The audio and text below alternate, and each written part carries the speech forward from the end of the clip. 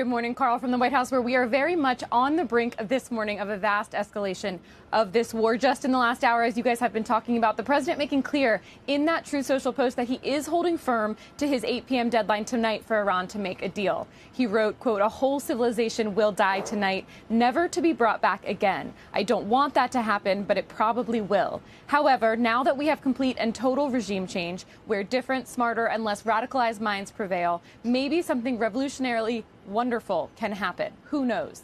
We will find out tonight, one of the most important moments in the long and complex history of the world." And guys, some escalation may already be happening. A White House official confirming to me this morning that the U.S. struck military targets overnight on Karg Island, of course, that key oil exporting hub. And now, if the president follows through on his infrastructure threat, the Iranians have also said that they would ramp up their military actions in response. Iran's Revolutionary Guard Corps saying overnight, according to Reuters, that if the U.S. crosses red lines, the response would be beyond the region. And at this point, it is not clear what sort of a deal is even possible. The president saying he wants to see the Strait of Hormuz reopened, the Iranians wanting to retain control, and they aren't interested in a temporary ceasefire. But all of that said, Vice President J.D. Vance in the last hour holding a press conference in Hungary, he says the Trump administration feels confident that it will get some sort of a response from the Iranians, whether positive or negative, he says, by the 8 p.m. deadline tonight. So suggesting there that there's at least some room left for negotiations to continue. Guys? Meantime, Megan, at the presser yesterday, the president openly suggested going in, seizing the oil, and charging ourselves for the Hormuz passage, saying, why shouldn't we? We won. We'll charge the tolls. How did that get received? Absolutely, that's right. He says that why should the Iranians be charging tolls? When he was asked about that possibility, he says the U.S. should be the ones to do it. He also did say that he wanted to go in and seize the oil. And interestingly, he said, if it were up to me, that's what he would do, is go in and seize Iran's oil. But he said, unfortunately, Americans want to see us come home. So suggesting there that while oftentimes he says everything is up to him as commander-in-chief, he also suggested that he's responsive to the polling that shows this isn't the most popular war, and that that might be what's holding him back from trying to take that sort of a step. Megan, Jim, when do we hear from the president that China's been the big backer and they provided a massive amount of money for terrorism and they also bought all the oil and so far free ride from what I can tell?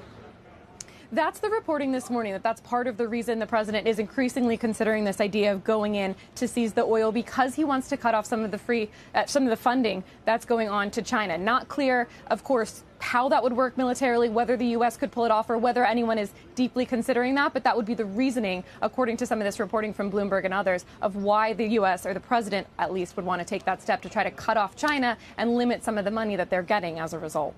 Yeah. And you have been talking about hard assets on this program for a while. Yeah. David Kudla is with us from Mainstay Capital this morning. He agrees with you that you want to own hard assets right now. When you say hard assets, do you include oil? Absolutely. Yeah, I've been bullish on gold for a long time, but oil as well. And, you know, I really was stunned at this enthusiasm for AI, and yet the sort of outright rejection of the energy required to deliver it. And so you've seen massive valuations on the AI stocks, and yet all the energy stocks have been trading at very reasonable or very low valuations. And for some reason, people sort of ignored it. It wasn't sexy. But that, I think, is a story that's really starting to gain some traction, and I expect will continue. So, I mean, when you look at oil, do you want to buy the actual commodity or do you want to buy oil companies? Same with gold. Yeah. Well, the bullion or the gold miners? Well, I started out in gold many years ago, as you know, in the bullion, because it takes a while for the increase in bullion to actually generate enthusiasm for the stocks. And so you had this huge run up in the bullion, and then you want to start moving into the stocks, which become really great levered bets on the bullion. And I think the same is probably true with the energy sector. Although right now, you know, given the run-up we've seen in oil, I'd probably be more inclined to buy the energy stocks, the producers, than necessarily the oil. The clock is ticking. One thing is certain, that the Iranians are not going to capitulate to President Trump's demands. The question is he really going to deliver on his threat? He has basically two options. One is to do what he has said, which is to target Iranian energy infrastructure, roads, bridges, tunnels, and that would be obviously a war crime but it too would not result in the reopening of the strait. The other option is to do some sort of a land invasion, maybe some of the Persian Gulf islands of Iran or the southern shore of Iran, in an attempt to militarily open the strait. But that's also easier said than done, and would not necessarily result in a clean outcome. Ali, there were a lot of events over the weekend, namely in particular the rescue of the servicemen, the air personnel who had been downed in the aircraft. And there was a view that, look, some tactical missions had to be compromised trying to ensure the safety of that personnel. And in fact, we saw quite a significant amount of destruction from the Iranian side as they were able to penetrate defense systems. Does it say anything about the capabilities of the Iranians at this stage, or was it purely about the rescue of the servicemen over the weekend? Well, first, to paraphrase Winston Churchill, wars are not won by rescue operations.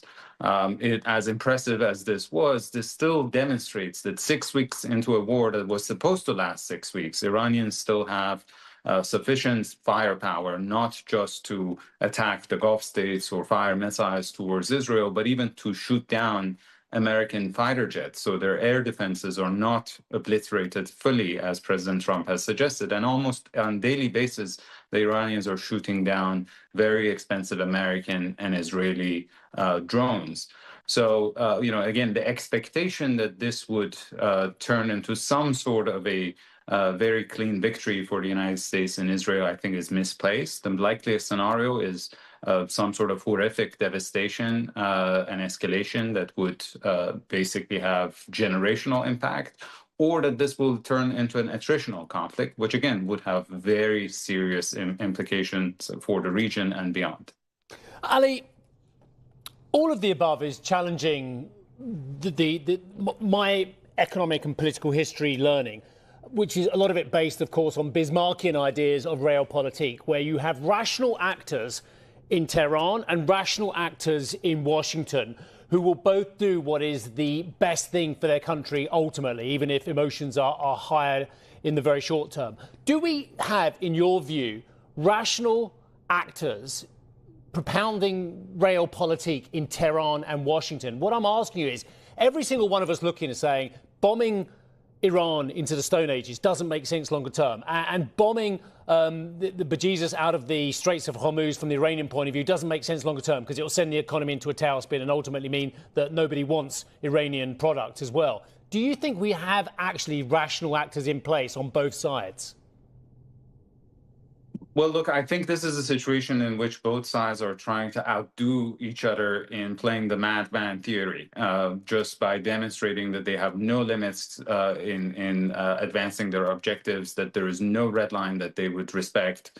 And we are in an escalatory spiral that is about to spin out of control. That is the real risk here, that yes, there is a degree of rationality on both sides, but they're locked in a process over which they have lost control. But isn't that the point of diplomacy? And that's my worry, that actually we know that there are some very, very, very smart Iranians out there. And we know there are some very, very smart people in the administration. Why aren't they, through channels, through, I don't know, Pakistan, Qatar, Turkey, Egypt, pick a country, why aren't they making progress? Or are they? I don't think they're making much progress because both sides are sticking to a set of maximalist demands, but there is a key point here to consider. Iran has already had 3 negative experiences with President Trump. He withdrew from a negotiated, fully operational, verified agreement with Iran in 2018 with no good reason. He bombed them in the middle of negotiations last year. He bombed them in the middle of negotiations this year. So he has no credibility in the eyes of Iranians as a reliable negotiating partner. And that would change, of course, if the U.S. were willing to put some sort of real incentives on the table and not ask for Iranian capitulation. But that is not the case. And this is why, regardless of who is the mediator and who is the interlocutor on the Iranian side, I am very cynical about the prospect of a deal anytime soon. Ali, it's been described before that if there were conflict in the region, closing the Strait of Hormuz would be, quote unquote, the nuclear option. And however colloquially that phrase was used, do you think the result of all this might be that Iran has come to see But whether or not it has a literal nuclear weapon, it has an economic nuclear weapon for the whole world that it can use as a deterrent to any future aggression, be it from the US or elsewhere. I think that's absolutely true, that in the process of trying to prevent Iran from obtaining a weapon of mass destruction, President Trump granted them a weapon of mass disruption, because now they know that they can have the kind of impact that only COVID has had on the global economy in the past few years. But however, having said this, I'm sure that status quo ante would not be restorable at the end of this war whenever it happens, because the Iranians are going to rely on controlling the strait in order to have a source of revenue for reconstruction and recovery from this war. But that doesn't need to be a zero-sum approach, especially in a scenario that the Gulf countries would also do the same thing, and they work together basically to collect tolls for the region's recovery from this devastating war.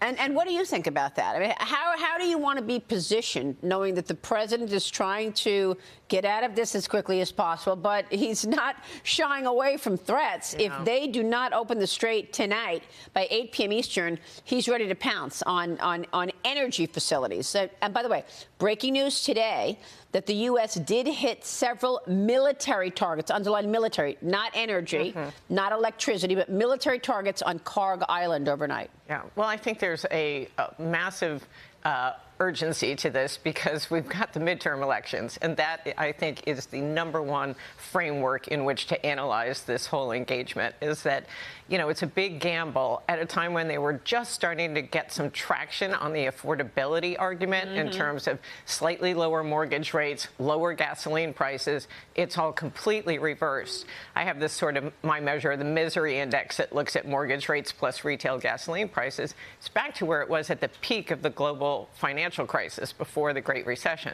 So it's a really big drag on consumers, and Trump needs that to reverse well in advance of the midterm elections so that they actually can win this affordability argument. So I think that is the motivating factor behind tying this up as rapidly as they possibly can. When you are allocating money, let's say to equities, and you talk about these equities that are related to hard assets, the gold miners, but you say you buy the bullion first, but on oil you would buy the oil companies and the oil commodity later. Do you want to look for opportunities right now? Because the oil stocks are up. Yeah.